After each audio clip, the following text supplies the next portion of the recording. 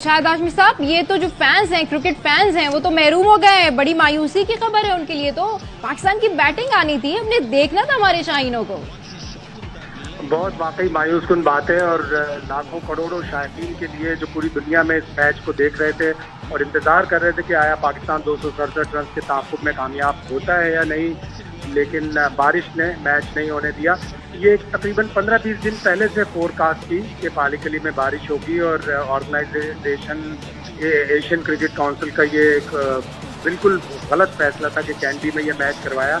Dry weather Colombo में भी है, ड्राई वेदर दम्बुला में भी है, लेकिन सिर्फ इंडिया के कहने पे पालीकली में ये मैच हुआ और मायूसी हुई है पूरी दुनिया में क्रिकेट के शायकीन को। एक अच्छा मैच जो ख़त्म होता, सनसनीखेज होता, वो बारिश की वजह से ख़त्म हो गया और दोनों टीमों को एक पॉइंट मिला। पाकिस्तान की टीम सुपर 4 के मरहले में पहुंच गई, इसलिए कि उसने अपना पहला मैच नेपाल से जीता था। तो ये हम कह सकते हैं शायद साहब कि बारिश ने ही भारत को बचा लिया है।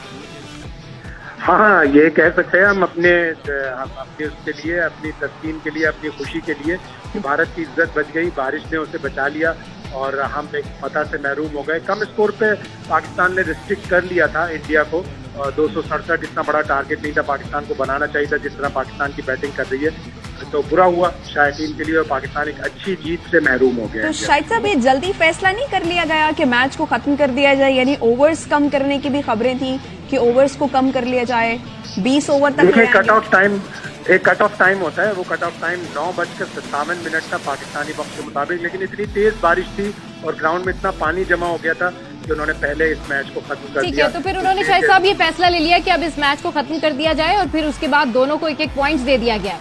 जी बिल्कुल ऐसा ही हुआ। इतनी बारिश थी और इतना पानी जमा हो गया था ग्राउंड में कि मुश्किल था कि कट ऑफ टाइम तक मैच हो। ठीक है, तो बैटिंग तो हम नहीं देख सके कि हमारे शाहीन जो है किस तरीके से चेस करते, लेकिन ओवरऑल जो आज बॉलिंग रही है, तो बॉलिंग ने जो बैटिंग थी उसकी एक्साइटमेंट को और दुबाला कर दिया था कि अब जो बैटिंग आएगी वो कैसी होगी। हमारी बॉलिंग के ऊपर बात करें, शाहीन शाह अफरीदी छा गए आज। उन्होंने जो इन स्विंग कराई है, उन्होंने जिस तरीके से कोहली और शर्मा को आउट किया है, क्या कहेंगे आप इस पर?